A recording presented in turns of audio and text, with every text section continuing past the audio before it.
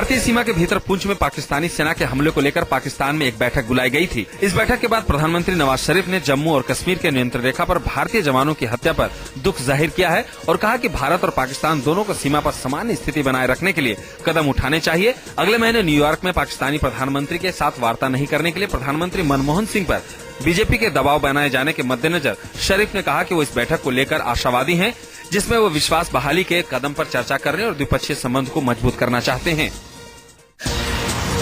महाराष्ट्र के Maratha light infantry के शहीद जवान के अंतिम संस्कार पर पहुंचे गोपीनाथ मुंडे की जुबान फिसल गई। बीजेपी जिसके लिए रक्षा मंत्री ए.के. एंटनी को घेर रही थी, उसी स्टैंड पर खुद फंस गई है। शहीद कुंडलिक माने के अंतिम संस्कार में सूबे की तमाम राजनीतिक पार्टियों से नेता पहुंचे, जिन्होंने शहीद को श्रद्धांजलि दी, लेकिन बीजेपी नेता मुंडे की जुबान ने बीजेपी को संकट में डाल दिया।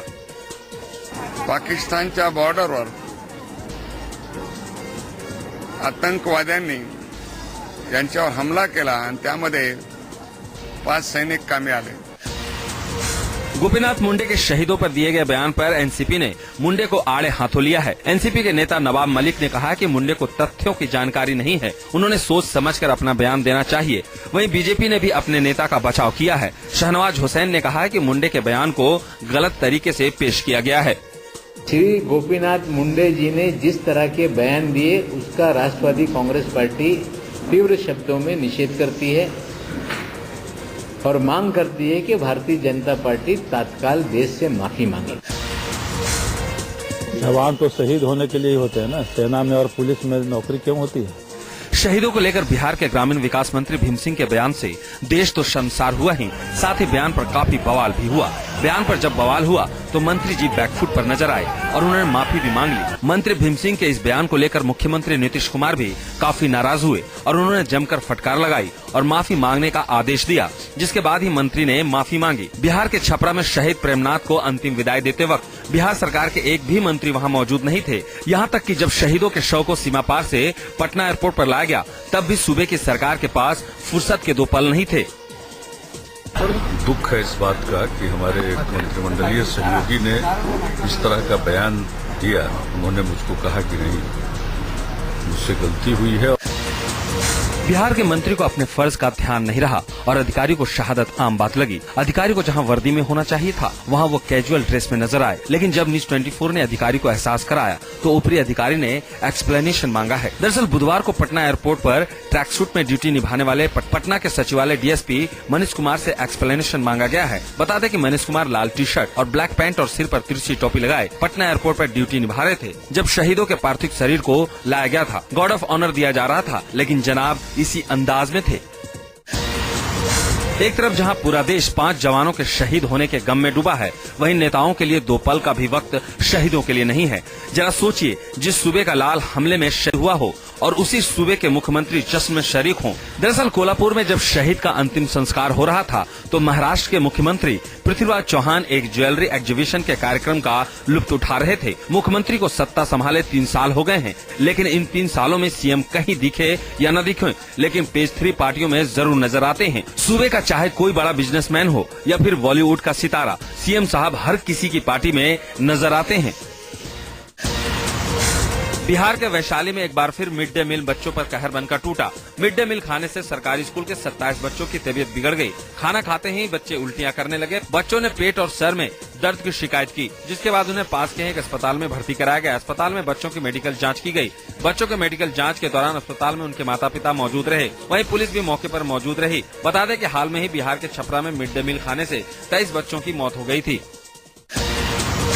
अलग तेलंगाना राज्य पर आंध्र प्रदेश के मुख्यमंत्री किरण कुमार रेड्डी ने अपनी चुप्पी तोड़ी है। उन्होंने केंद्र सरकार से पृथक तेलंगाना राज्य का गठन करने से पहले आंकड़ों के आधार पर कुछ जटिल मुद्दों का हल करने के लिए कहा है। मुख्यमंत्री ने जल बंटवारे, पावर शेयरिंग और हैदराबाद को लेकर अपनी बात रखी है। तेलंगाना के गठन पर उन्होंने तल्ख तेवर दिखाए। उन्होंने कहा कि बंटवारे से कई समस्याएं पैदा होंगी।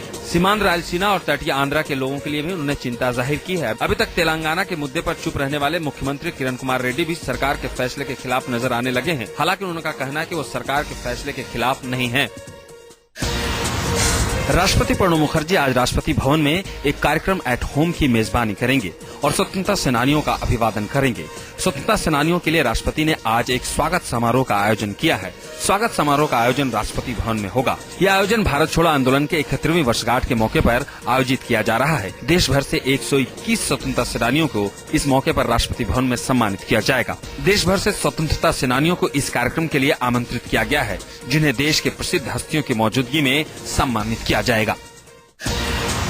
बॉम्बे हाईकोर्ट ने मुकेश अंबानी की जेट ग्रेड की सुरक्षा को दिया जाना उचित ठहराते हुए नितिन शंकर की याचिका खारिज कर दी है। कुछ दिनों पहले ही याचिकाकर्ता नितिन शंकर देशपांडे ने बॉम्बे हाईकोर्ट में याचिका दी थी कि मुकेश अंबानी को ऐसी सुरक्षा देना क्यों जरूरी है, जबकि मुंबई पुलिस के जवान उनकी सुरक्षा के लिए काफी हैं। इस मामले पर सुनवाई करते हुए बॉम्बे हाईकोर्ट ने याचिका खारिज करते हुए कहा कि केंद्र सरकार को यह अधिकार है कि वो किसी भी शख्स को सुरक्षा दे सकती है, खासकर जिसे खतरा हो। गौरतलब है कि मुकेश को कथित तौर पर इंडियन मुजाहिदीन की ओर से जान से मारने की धमकी दी गई थी, जिसके बाद सरकार ने मुकेश अंबानी को जेट क्लास सुरक्षा देने की अनुमति दे दी थी। बहुप्रतीक्षित कंपनी विधेयक गुरुवार को राज्यसभा के भीतर पारित हो गया। इसके तहत हर कंपनी के लिए अपने बोर्ड में कम से कम एक महिला रखना अनिवार्य होगा। अब यह विधेयक राष्ट्रपति प्रणब मुखर्जी की मंजूरी के लिए जाएगा, जिसके बाद लागू होने पर यह 50 साल पुराने कंपनी कानून की जगह लेगा। लोकसभा पिछले साल दिसंबर में ही इसे हरी झंडी दे चुकी है। नए विधेयक में नियम है कि कंपनी को 3 साल की अवधि में उनके औसत लाभ के 2% के बराबर धनराशि सामाजिक दायित्वों पर खर्च करनी होगी। राज्यसभा में कंपनी बिल पर बहस का जवाब देते हुए कंपनी मामले के मंत्री सचिन पायलट ने इसे ऐतिहासिक विधेयक करार दिया। पायलट ने कहा कि इसे लागू होने से पारदर्शिता बढ़ेगी। दिल्ली के सफदरजंग अस्पताल में रोशनी जिंदगी से लड़ रही है। डॉक्टर जिस रोशनी को रोशन करने की कोशिश कर रहे हैं, अब वो नाकाम होती नजर आ रही है। रोशनी पोस्ट ट्रॉमेटिक एमेनेसिया की शिकार हो चुकी है। उसे ये याद नहीं कि बीते दिनों में उसके साथ क्या हुआ है। दरअसल जेएनयू में पढ़ने वाली रोशनी पर उसके दोस्त ने ही धारदार हथियार से हमला कर दिया था और खुद भी सुसाइड कर लिया था, जिसके बाद से वो बेसुध और बेहोश है। रोशनी के परिवार के साथ साथ उसके सहेलियों को इंतजार है कब रोशनी आंखें खोलेगी और उन्हें पहचानेगी। रोशनी का इलाज जारी है, लेकिन उसमें कोई सुधार होता नहीं दिख रहा है। दिल्ली के दक्षिण पूर्वी इलाके में दिल्ली पुलिस ने एक शर्मसार वारदात को अंजाम देने वाले 2 आरोपियों को गिरफ्तार किया है। फरार चल रहे तीसरे आरोपी को अपनी गिरफ्त में लेने के लिए दिल्ली पुलिस तलाश में जुटी है। दरअसल नीलोफर और अनवर में अच्छी दोस्ती थी, लेकिन जैसे ही अनवर की जिंदगी में प्रिया आई, वैसे ही नीलोफर और अनवर के बीच दूरियां बढ़ने लगी। कहा जा रहा है कि इसी जलन की वजह से नीलोफर ने प्रिया को थप्पड़ मार दिया, जिसकी कीमत उसे गले में गोली खाकर चुकानी पड़ी थी। बता दें कि सोची समझी साजिश के तहत वारदात को अंजाम देने वाले तीनों आरोपी रात करीब 9 बजे नीलोफर के घर पहुंचे और वहां उससे कहा सुनी हुई, जिसके बाद अनवर ने नीलोफर को गोली मार दी थी। राजस्थान के हिंडौन सिटी में 9 साल का मासूम बोरवेल में जिंदगी से जंग लड़ रहा है। क्यारदा कला गांव में बुधवार दोपहर 200 फीट गहरे बोरवेल में फंसे 9 साल का मासूम छोटू 20 घंटे से ज्यादा का वक्त बीत जाने के बाद भी नहीं निकाला जा सका है। हालांकि रेस्क्यू का काम जारी है। जिला कलेक्टर डॉक्टर BL जाटव और पुलिस अधीक्षक डॉक्टर अमनदीप सिंह ने मौके पर पहुंचकर जायजा लिया। साथ ही बच्चे के परिजनों को सांत्वना दी। कई घंटों से ज्यादा का वक्त बीतने के बाद बच्चे का रेस्क्यू नहीं होने से गांव वाले परेशान हैं। साथ ही रेस्क्यू तेज करने की मांग को लेकर वो प्रदर्शन भी कर रहे हैं। जाम लगा दिया है। बता दें कि 9 साल का छोटू पतंग उड़ाते उड़ाते खुले बोरवेल में गिर गया था।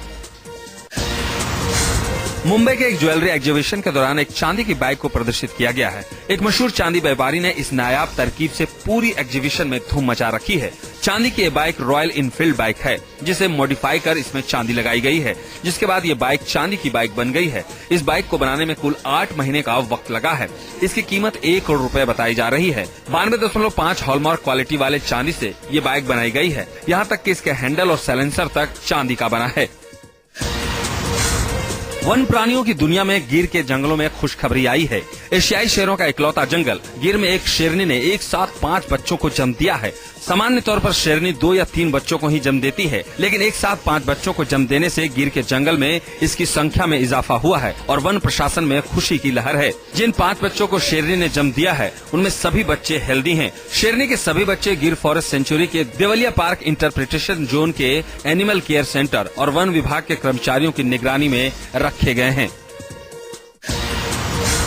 राष्ट्रपति प्रणब मुखर्जी, उपराष्ट्रपति हामिद अंसारी और प्रधानमंत्री मनमोहन सिंह ने देशवासियों को ईद की बधाई दी है। साथ ही कहा कि यह त्योहार भाईचारा, प्रेम और अनुग्रह की भावना के साथ मनाया जाता है। ईद की पूर्व संध्या पर दिए गए संदेश में राष्ट्रपति ने कहा कि वह सभी देशवासियों को ईद उल फितर के मौके पर बधाई और शुभकामनाएं देते हैं। साथ ही उन्होंने कहा कि रमजान के पाक महीने के दौरान फास्टिंग और इबादत के पूरे होने के बाद मनाई जाने वाली ईद भाईचारा और खुशी की भावना से भर देता है। प्रधानमंत्री ने अपने संदेश में कहा कि रमजान के महीने के बाद यह त्योहार मनाया जाता है और ये भागीदारी और भाईचारे की भावना को प्रदर्शित करता है।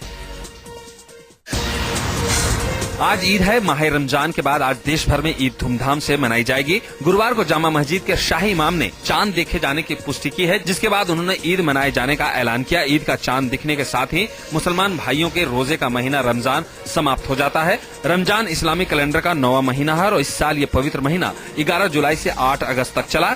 ईद के चांद का दीदार होने के साथ ही माहौल खुशनुमा हो गया है और चारों ओर ईद की खुशियां फैली हुई है। रमजान के मुकद्दस महीने के बाद ईद उल फितर का पर्व भाईचारे और खुशी की भावना लेकर आता है। लोग एक दूसरे के गले मिलकर अपनी खुशियां बांटते हैं।